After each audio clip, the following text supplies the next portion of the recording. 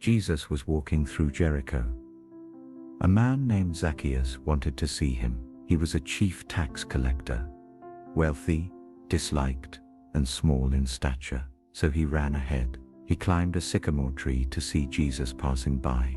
And when Jesus reached the spot, he looked up and said, "Zacchaeus, come down immediately. Today I must stay at your house." Zacchaeus hurried down and welcomed him with joy. The crowd murmured, "Jesus has gone to be the guest of a sinner." But Zacchaeus stood and said, "Look, Lord, here and now I give half of my possessions to the poor, and if I have cheated anyone, I will pay them back fourfold." Jesus said, "Today salvation has come to this house, for the Son of Man came to seek and to save the lost." He doesn't wait for you to clean your house. He comes in as you are, and when he enters, everything changes. He restores not just the soul, but the story. There was a woman caught in the act of adultery. They brought her before Jesus. They said, "The law says to stone her. What do you say?" They were testing him, but he bent down and wrote in the dust with his finger. They kept pressing him. So he stood and said,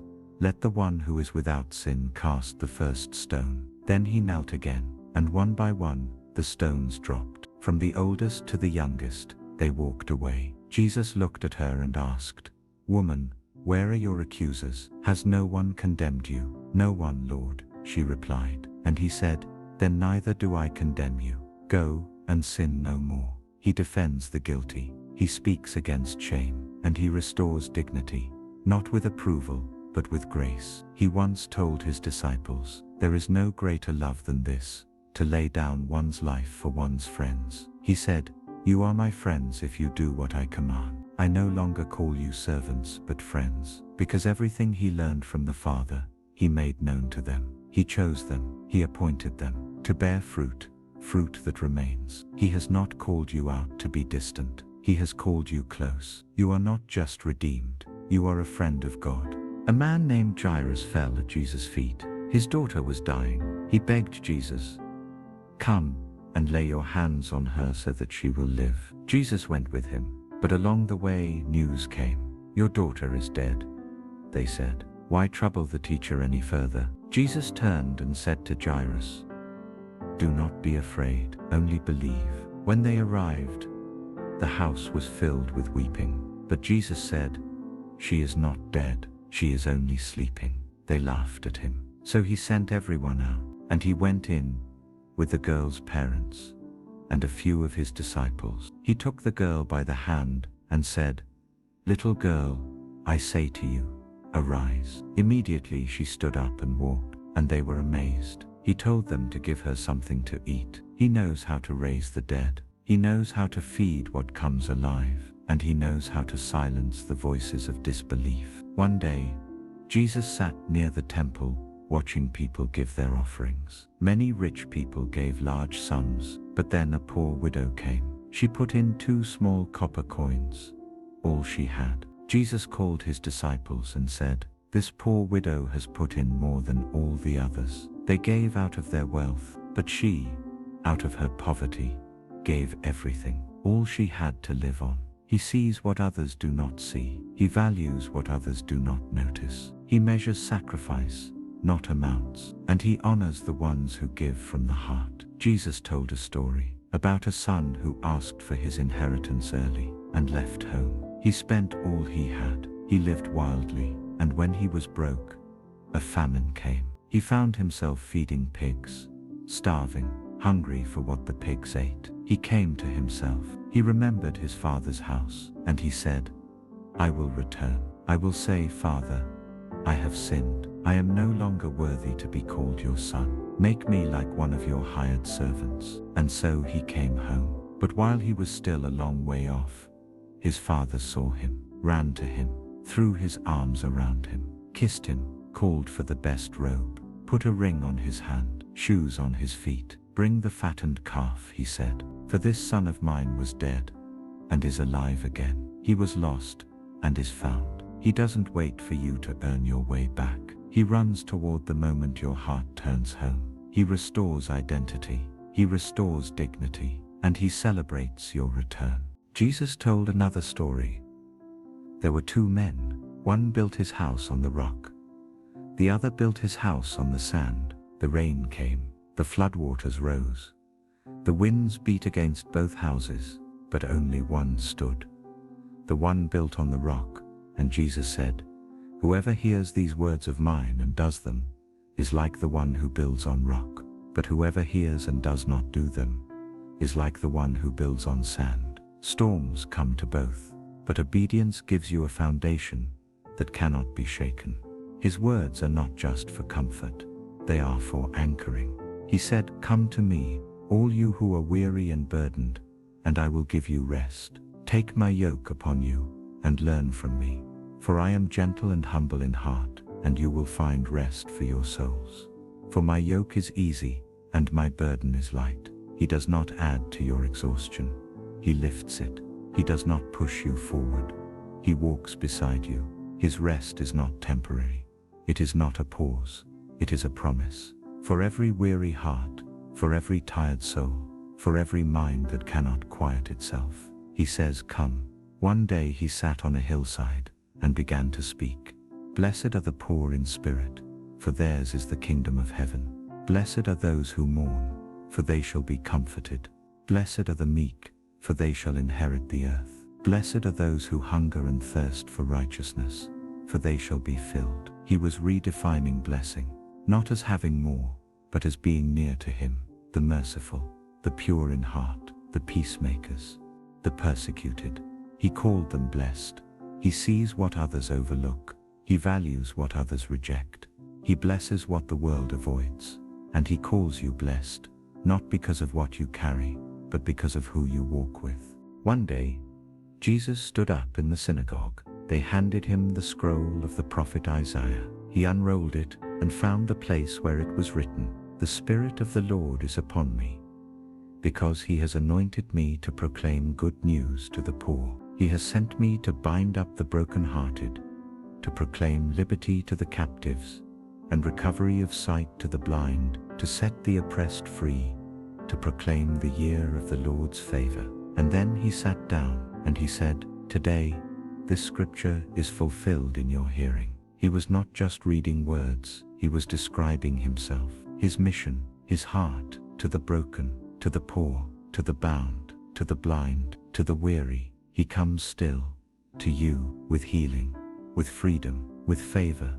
Later, he knelt in a garden. He prayed with sweat like drops of blood, and he said, "Father, if it be possible, let this cup pass from me, yet not my will, but yours be done." He prayed not to escape pain, but to surrender to purpose. He knew the cross was coming, and still he chose to stay. The soldiers came with torches, and he stood and said, "Who are you seeking?" They said, "Jesus of Nazareth." He replied, "I am he." And at his words, they fell backward. He was not taken. He gave himself. He allowed the betrayal. He allowed the arrest. He allowed the cross, because of love, because of mercy, because of you. On that cross he said, "Father, forgive them. They know not what they do." He looked at the thief beside him and said, "Today you will be with me in paradise." And when it was finished, he said, "It is finished," and he gave up his spirit. The curtain in the temple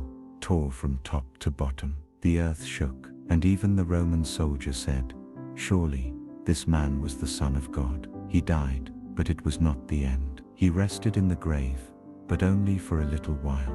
On the third day, before the sun had fully risen, the women went to the tomb.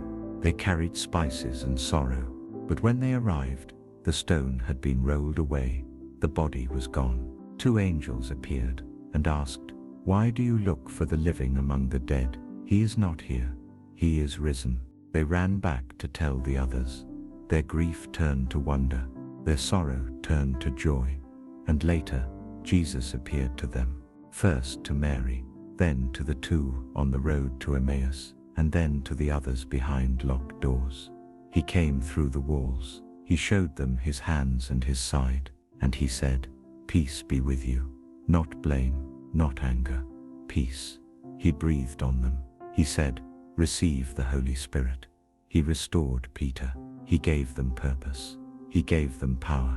And before he ascended to heaven, he said, I am with you always, even to the end of the age. Now he sits at the right hand of the Father, interceding, reigning, preparing a place for you. He has not left you alone. He has given his Spirit. He has given his word.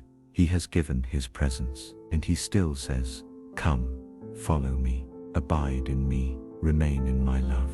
Let not your heart be troubled. Believe in God. Believe also in me. I go to prepare a place for you. And if I go, I will come again, that where I am, you may be also. And until then, walk with me, trust me, rest in me. You are not forgotten. You are not forsaken. You are not alone. You are loved. You are held. You are mine. Be still and know that I am God. They came to Jesus, walking slowly, carrying the weight of their sorrow. He had not yet entered the village, but they went to meet him. Martha said, Lord, if you had been here, my brother would not have died. And Jesus looked at her with kindness, not rushed, not surprised. He said, your brother will rise again. I know, she replied, in the resurrection, at the last day. But he said, I am the resurrection and the life. Whoever believes in me will live, even though they die. And whoever lives by believing in me will never die. And when Mary came, she fell at his feet, weeping. The people around her wept, and Jesus wept too. He wept, not because of death, but because of love. Then he stood up, moved to the tomb, and commanded the stone be rolled away. And in a loud voice he called, Lazarus, come out. And the man who was dead came walking, his grave clothes still wrapped around him. Unbind him, Jesus said. Let him go. He gives life where there is death. He restores what was lost, and he weeps with those who weep. Jesus and his disciples came upon a man blind from birth. The people asked, who sinned, this man or his parents? But Jesus said, neither. This happened so the works of God might be displayed in him. He bent down, spit on the ground, and made mud with his hands. He placed the mud on the man's eyes. Then he said, go, wash in the pool of Siloam. The man obeyed, and he came back seeing. For the first time in his life, the light entered his eyes. Shapes had form, faces had meaning, and people did not recognize him. Isn't this the man who used to beg? I am the man, he said. They asked him, how then were your eyes opened? He answered, the man they called Jesus made some mud and put it on my eyes. He told me to wash, and now I see. Even when people don't understand the miracle, you'll know what he did for you. When he opens your eyes, you will never see the world the same again. In the wilderness, thousands sat to listen to him. They were hungry, not just for food, but for words of life. The disciples said, send them away so they can buy food. But Jesus said, you give them something to eat. All they had were 5 loaves and 2 fish. Jesus took the bread. He looked up. He gave thanks, and he broke it. He gave it to the disciples to distribute, and they did, and it kept coming. More and more, enough for everyone. They all ate and were satisfied, and afterward 12 baskets were filled with leftovers. He doesn't just give enough, he gives more than enough. Even when you bring very little, in his hands it multiplies. There was a woman who had been bleeding for 12 years. She had spent all she had on doctors, but none could heal her. She was tired, isolated, considered unclean. But when she heard that Jesus was near, she said to herself, if I just touch the hem of his garment, I will be healed. And in the crowd she came behind him quietly. She reached out and her fingers touched his robe. Immediately the bleeding stopped. Her body knew, her soul knew, she had been healed. Jesus turned and asked, who touched me? And though the crowd pressed around him, he had felt power go out from him. She came trembling and fell before him, and he said, daughter, your faith has made you well. Go in peace. He calls you daughter. He calls you son. And his power flows where faith reaches. Even when you come from behind, even when you come in desperation, he sees you, he knows you, and he restores you. Jesus was sleeping on a boat. Waves were crashing. Wind was roaring. The boat was filling with water. The disciples were afraid. They said, Teacher, don't you care that we're perishing? He got up, stood in the storm, and rebuked the wind. He said to the sea, Peace, be still, and the storm obeyed. The wind died down. The water became calm. And then he turned to them and asked, "Why are you so afraid? Do you still have no faith?" He does not sleep through your storms to ignore you. He sleeps because he is not afraid. And when you call on him, he rises. He speaks. He calms what frightens you. There was a man with a legion of demons inside him. He lived in tombs, cut himself with stones, and no one could chain him. But when Jesus came to his region, the man ran to him. Even the demons inside him knew who Jesus was. Jesus commanded them to leave, and they did. They entered a herd of pigs which rushed down a hill and drowned in the sea. The man, once tormented, sat clothed, in his right mind, at Jesus' feet. People were afraid of the change. They asked Jesus to leave, but the man who had been freed begged to go with him. Jesus said, "No, go home to your own people and tell them what the Lord has done for you." He doesn't just cast things out. He brings peace in. He restores the mind. He returns you to community, and he sends you as a witness.